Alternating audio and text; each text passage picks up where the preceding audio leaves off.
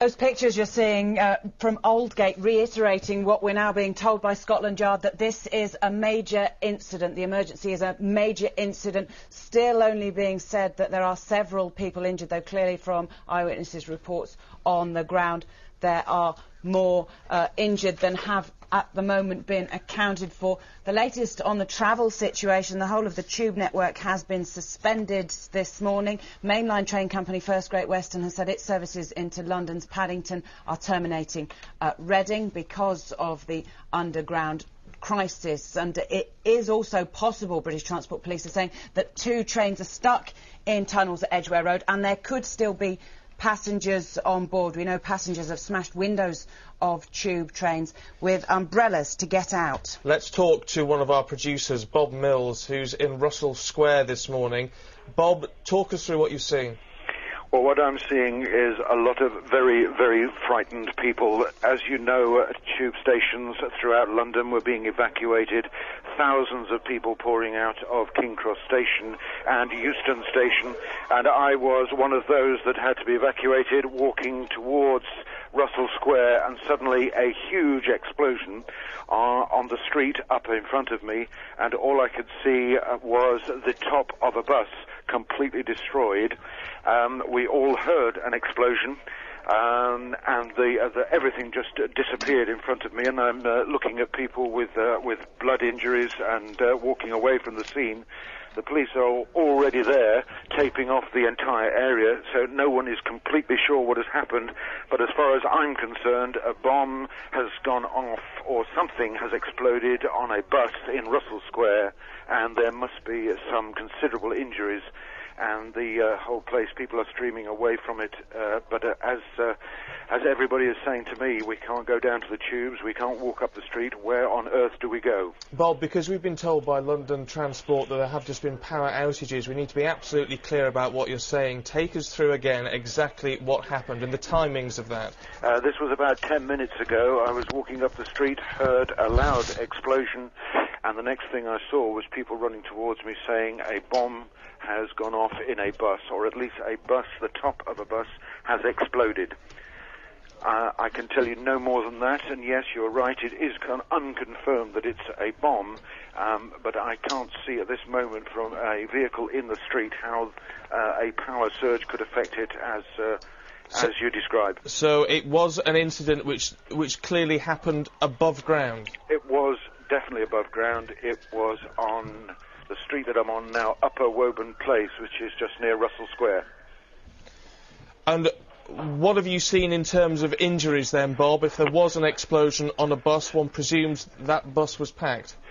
Yes, all buses are packed because of what's happening on the tubes. There are thousands of people in the streets trying to get to work, to walk distances and ways that they probably know little about, and the streets were packed, and there's a man now saying all the wounded have got to go to a hotel up the road, and there's a gentleman walking past me now who's got blood coming out of his eye, going up there now. I will go and try and find out more, but at the moment the whole area is blocked off by the police. So we have at one end of the street the police blocking off entrances to Euston Station, putting thousands of people onto the street, and within 300 yards we now have the entire street blocked off because of an explosion. So far we don't know why, but I'm suggesting it was a bomb.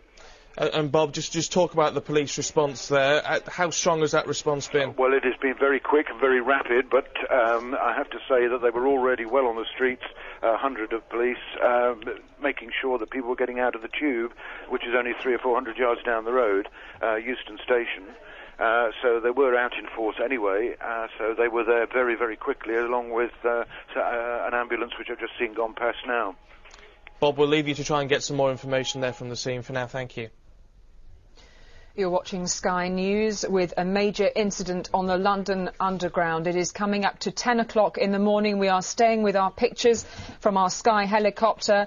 We heard at about 9:20 this morning that there apparently been some form of explosion at Liverpool Street. It's been reported from those in charge of the train authorities that there has been a power surge, but several explosions have been reported. We can cross live now to Liverpool Street and speak to our correspondent on the ground there, Lisa Holland. Lisa, give us an update.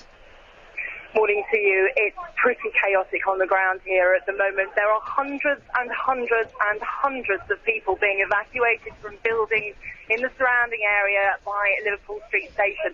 A cordon's gone up around Liverpool Street, which, talking to one police officer on the ground here, he says that it stretches for about a quarter of a mile. Now, everybody within that cordon, in the shops, the offices close to Liverpool Street Station, are being urged to come out of their buildings to go beyond this cordon.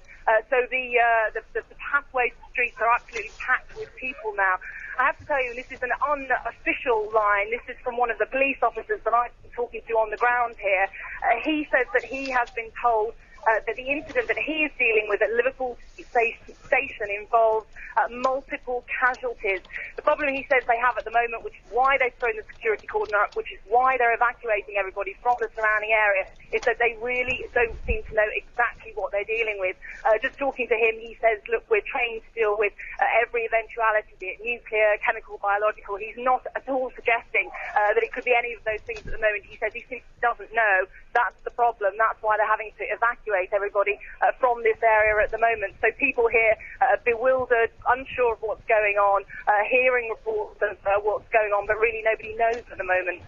OK, Lisa, thank you very much for that. And as we've been listening to you, some more information coming in. The National Grid, which supplies power to the underground, has said there had been no problems with its system this morning, which could have contributed to the incident. We are clearly not even into an hour yet of this major incident which has shut down the whole of the London Underground. Clearly the emergency services engrossed in dealing with what they're finding on the ground. Some grim news indeed from Russell Square from one of our colleagues who was witnessing what had happened there. Apparently a large explosion which people there had assessed could have been a bomb. Our Sky News helicopter has been held back from Russell Square. We will keep you informed with any more details from Russell Square. Alongside me, my colleague Chris Roberts. So, what's caused this? Well, the initial estimate was power surge incidents. That came to us from British Transport Police. Let's have a word with Richard Hope. He's a rail expert. Richard, power surge incidents, but the National Grid says it has no evidence of that. Any ideas? I'm really completely baffled by this one. There are all kinds of protected devices to prevent higher voltages getting through to the third and fourth rails which supply the power to the train. They're supposed to operate at 660 volts.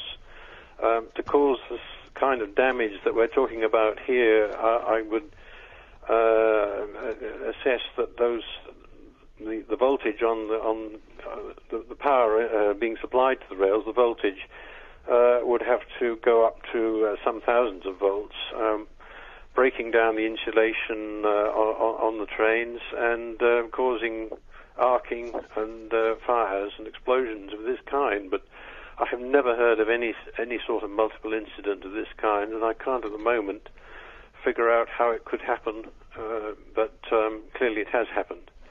Any concerns over recent weeks, months, years that something like this was a possibility? No.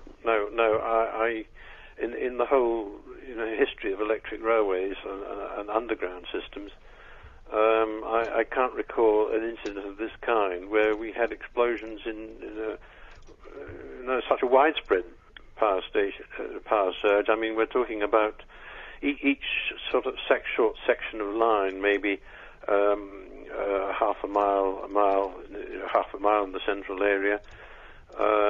It's broken up into sections, and they're supplied by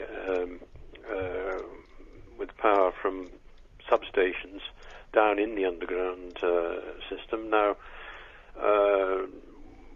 if one of those went wrong and a couple of trains were affected, say in the area of Russell Square, between Russell Square and King's Cross, well, yes, I could imagine that, but how one could at the same time have such an incident as far away as Edgware Road, I just don't understand at the moment.